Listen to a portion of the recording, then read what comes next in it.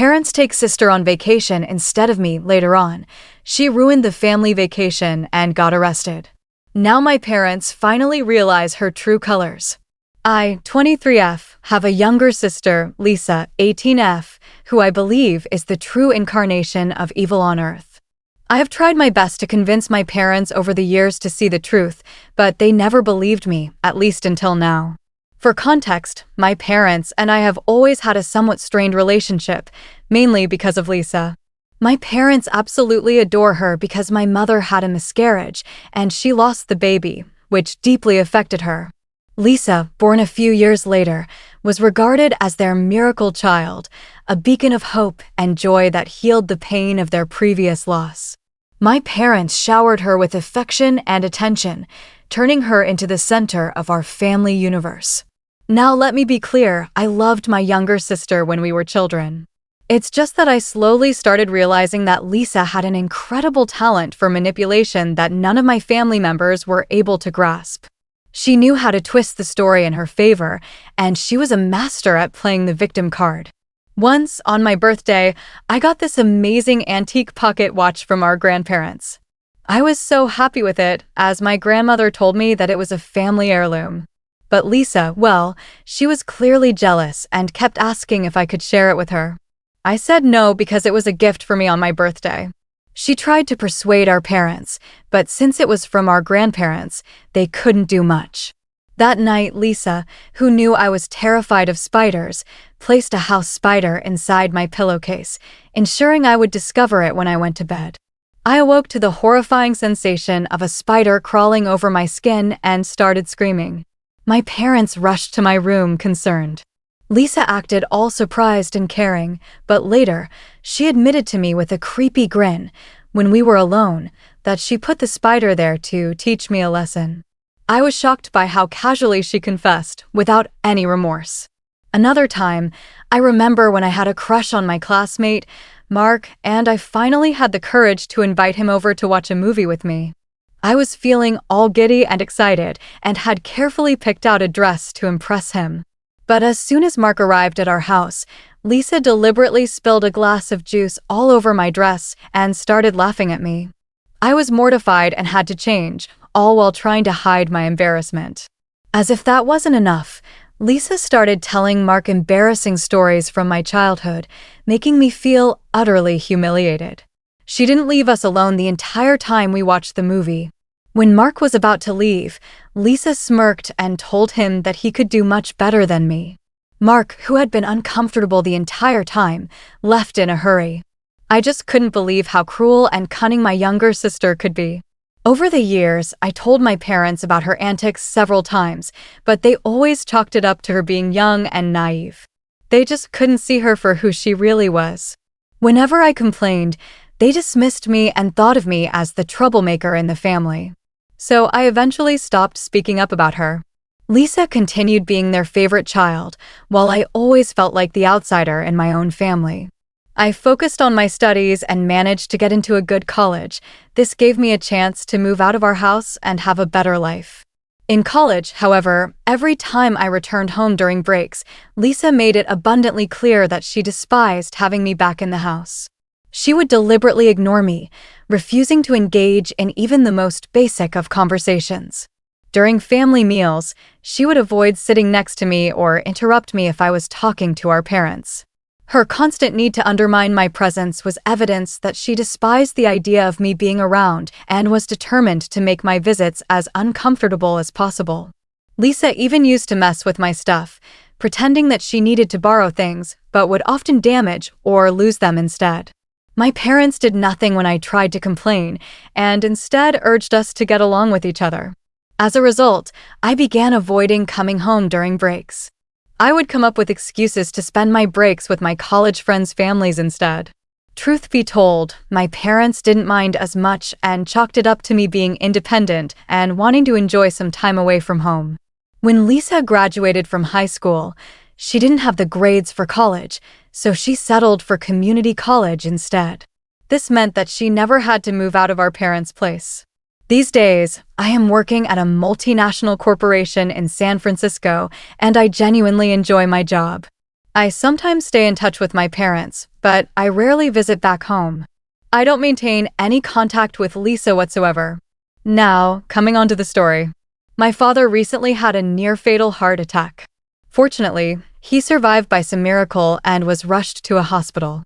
When my mother called to tell me about it, I immediately booked my tickets and flew back home to be there for them.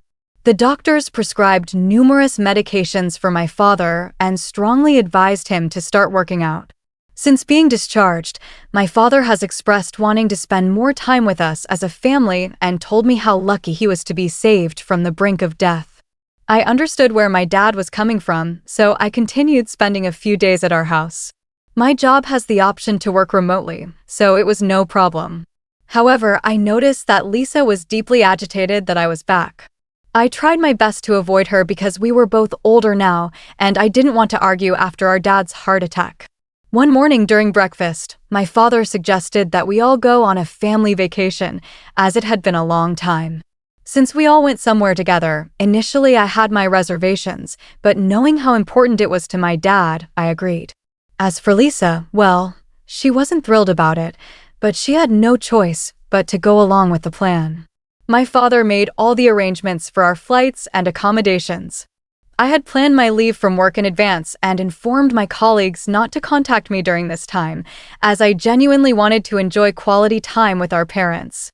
However, when we arrived at the airport, I found out that my flight ticket had been canceled. I exchanged puzzled looks with my father, who kept insisting that he had booked and paid for my ticket.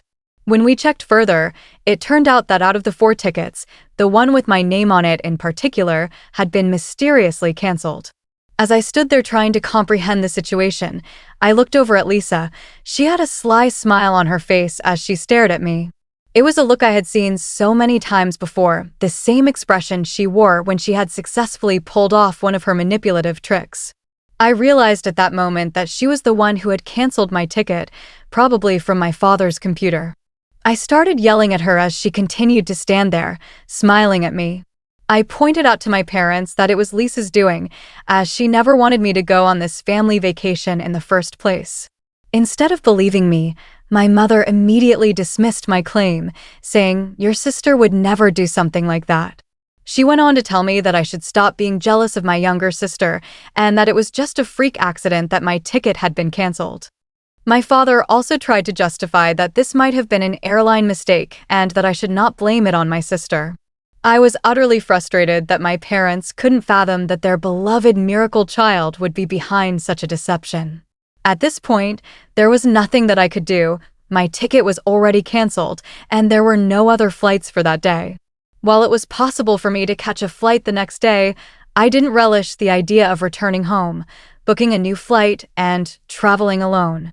After all, this was supposed to be a family trip. I was also dreading sharing a room with Lisa during this trip. I had hoped that she had matured over the years, but if she was behind the cancellation of my flight ticket, I couldn't help but wonder what other schemes she might have in store to make my trip miserable. My father was initially hesitant, suggesting they could all go back home and planned a new trip later, but he then started talking about how it had been ages since he went on a vacation.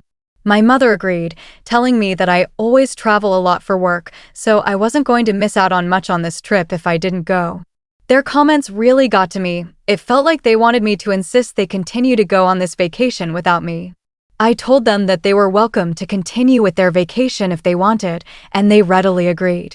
Although I didn't want the money they had spent on the tickets and rooms to go to waste, I was sad that they didn't care whether I joined them or not. It became clear that they didn't mind going on this family vacation as a family of 3.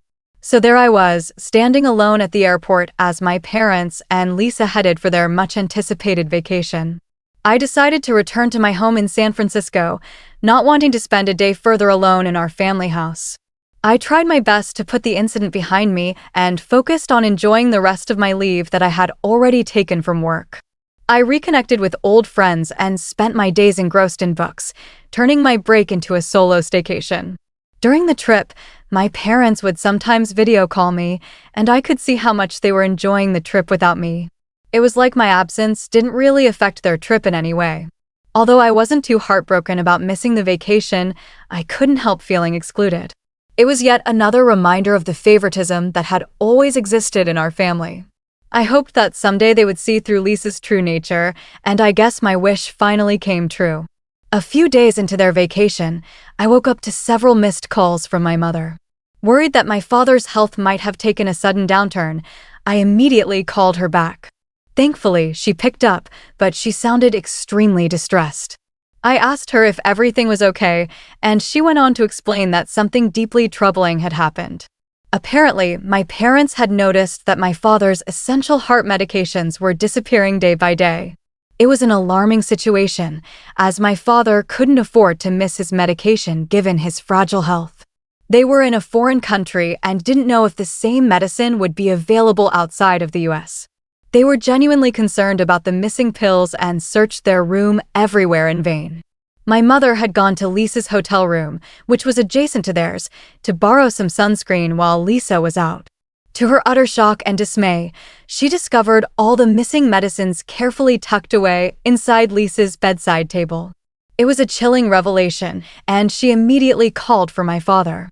He rushed in and found all his medication that had gone missing the last few days.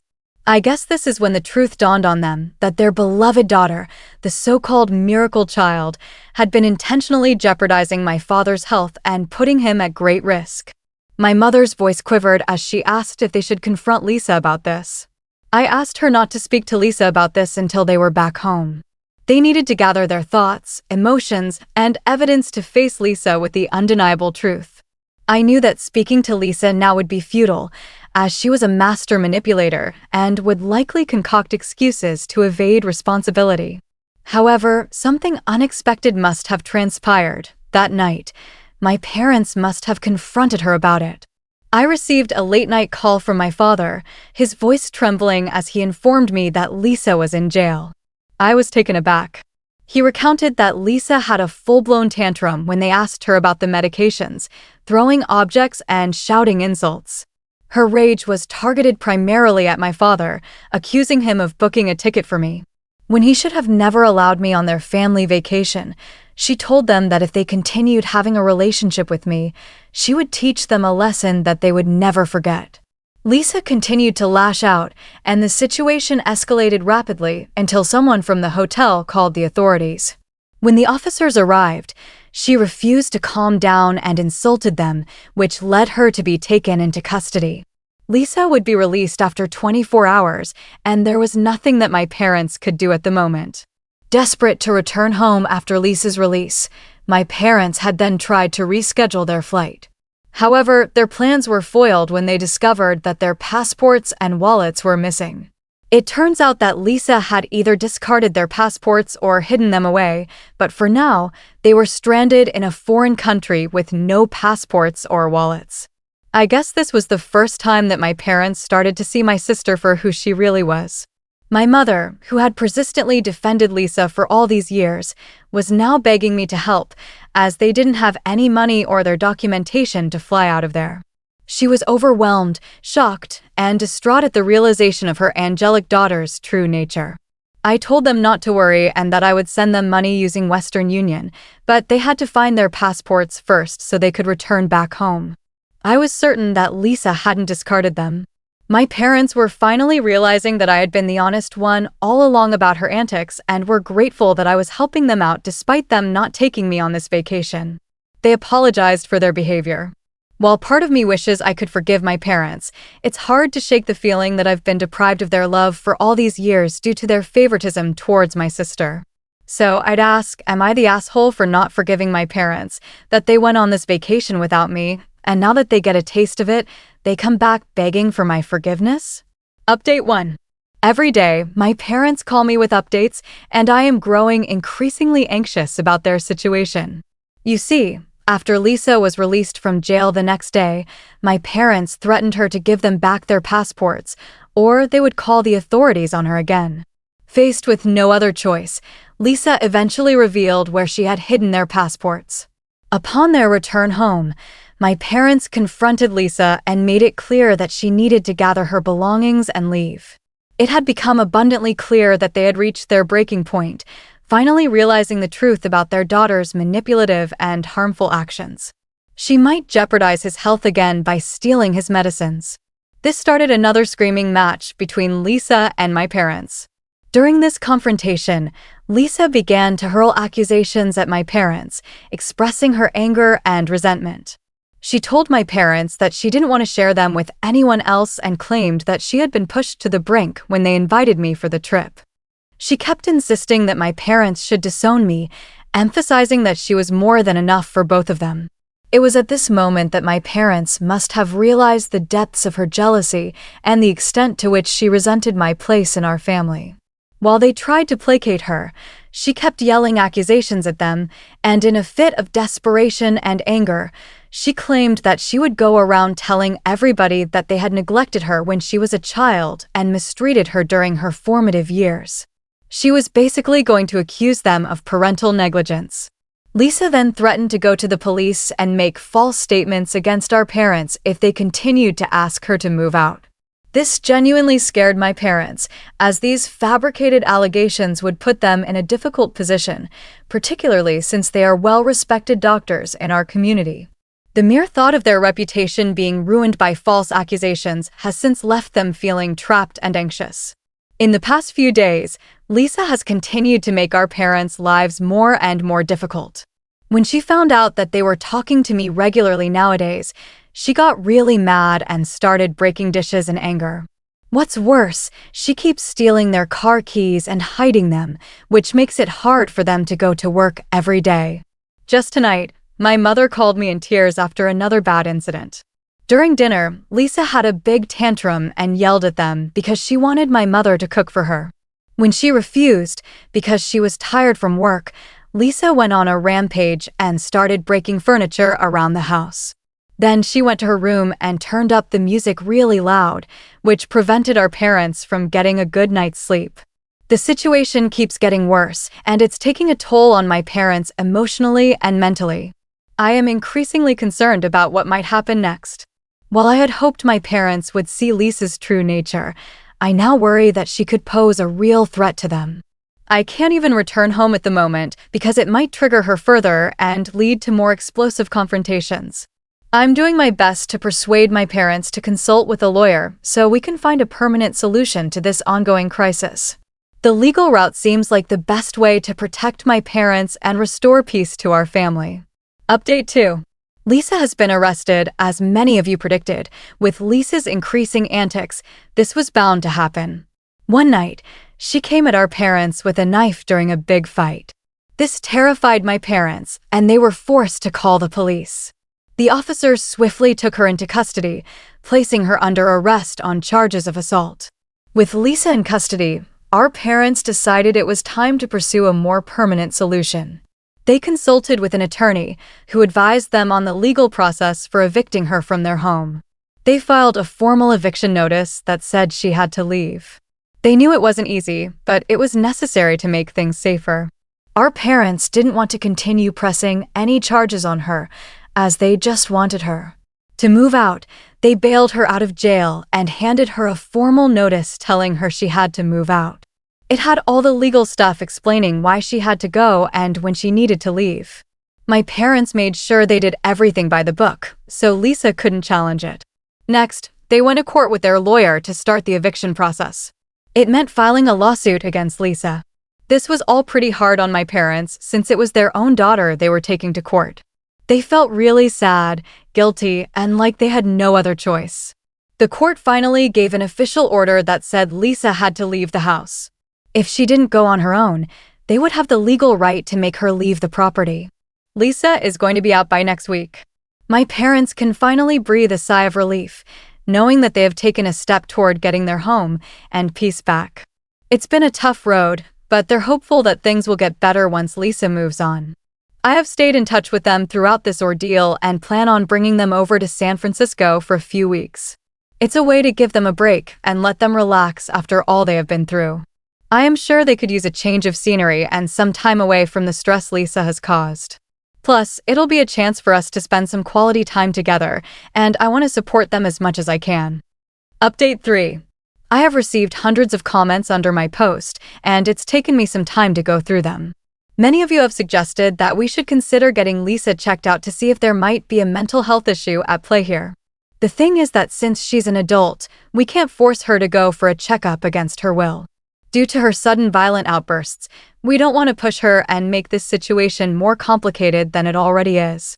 As I mentioned in my last update, my parents flew down to San Francisco to spend a few days with me. They're here to take some time away after what they went through the last few months. Yesterday evening, as we gathered around the dining table in my cozy apartment, my parents began to open up to me, their voices laced with humility and regret. They admitted that they had been blind to Lisa's true nature over all the years and begged for my forgiveness. My father expressed his remorse for not heeding my warnings earlier. He admitted that they never expected Lisa to turn out this way and were unable to see the truth that lay beneath her charming facade.